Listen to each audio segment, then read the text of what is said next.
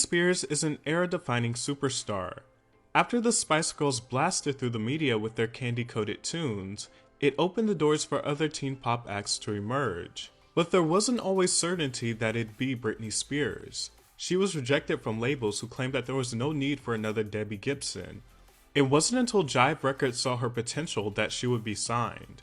In 1998, she would drop the Max Martin-produced single, Baby One More Time, that would send labels scrambling. In many ways, Britney personified the perfect pop star, with the looks of a Barbie doll, an unforgettable nasal-driven voice, and expertly produced earworms, while selling 30 million copies of an album. There was no way her impact wouldn't be felt on the record industry. Not only did the rise of Britney receive tons of scrutiny from the media, it also birthed the rise of anti-Britneys, the girls who were edgier and weren't very high gloss. It should come as no surprise that there was also a lane of acts that were very obviously marketed after the pop phenomenon.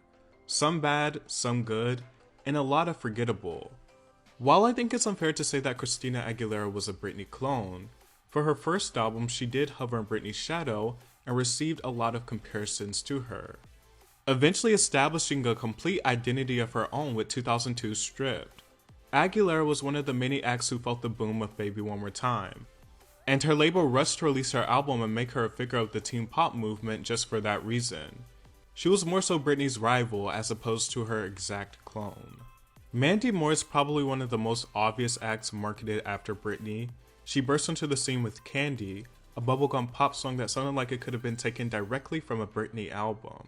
Accompanied with matchable production and similar inflections, Mandy enjoyed a very decent music career as a teen pop star, raking up hits like I Wanna Be With You, and releasing various albums such as So Real, I Wanna Be With You, and her self-titled album before eventually abandoning the teen pop sound and taking her music career into her own hands, as well as writing her own music. Mandy these days is probably more known as an actress than a singer, appearing in numerous TV shows and films, such as Disney's Tangled as Princess Rapunzel, Grey's Anatomy, and the popular NBC show This Is Us, just to name a few.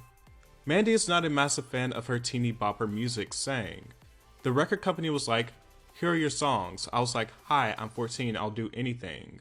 Those albums are why I'm here today, but goddamn, I should give a refund to anyone who bought my first record."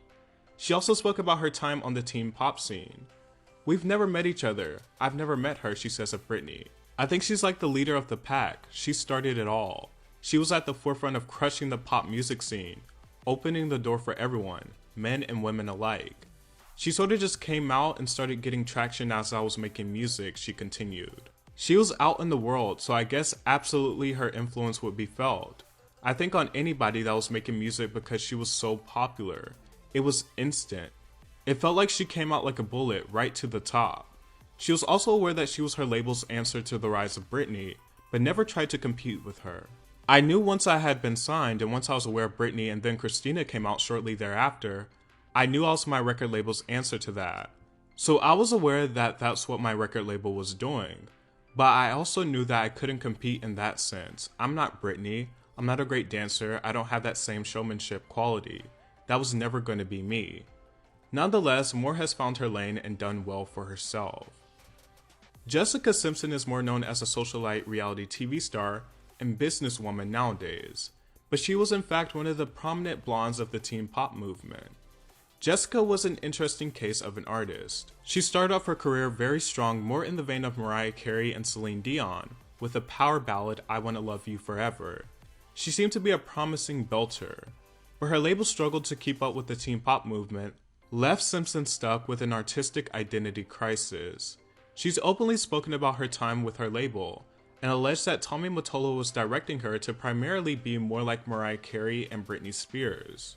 After Britney released Baby One More Time, the label decided Jessica's album wasn't good enough, and that she needed to incorporate more Britney-esque songs. Jessica is quoted saying, "My job had gotten a lot harder. I had been signed for my voice, but I had to now contort myself into this mold of a dancer. When her second album, Irresistible, came around in 2001, in came her baby voice and bad choreography. She just didn't have much of an identity. After she landed her reality TV show in 2003, it allowed her a bit more of an artistic identity. and she eventually launched the Jessica Simpson collection in 2005, a brand that has earned over $1 billion. She also became a best-selling author and continues to service her company as well as release music independently. Willa Ford is one of the more short-lived ladies of this era. She stated that she was not trying to imitate Britney Spears. However, critics instantly compared them as soon as she dropped her debut single I Wanna Be Bad in 2001.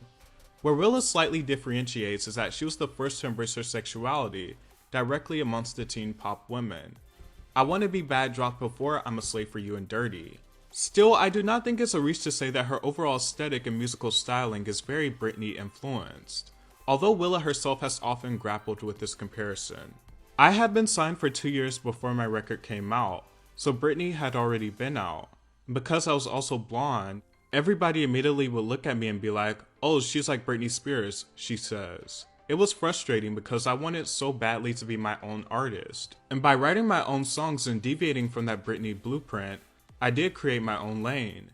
Music executives kept wanting me to sing songs that were already written for me, as well as put me in that good girl box, and I kept resisting, telling them over and over that's not who I am. Having to advocate for creative control was exhausting, but that's how Bad was born. I was fighting back against the status quo.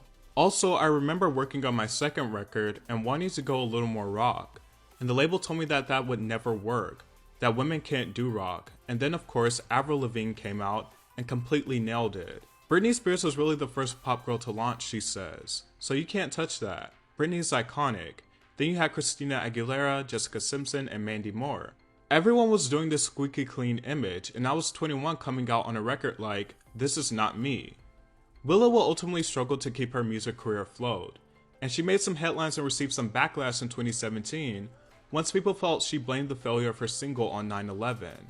However, she cleared this up by saying, "I made a comment about the release of a single by my record label on September 11, 2001, where I stated everything that happened that day froze. The world stood still as it should have."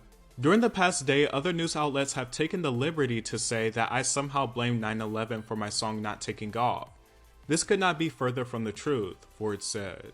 It was meant to be an inspirational piece about how the universe sent me in a new and different direction, one that has led me to success and joy in other areas of my personal and professional life.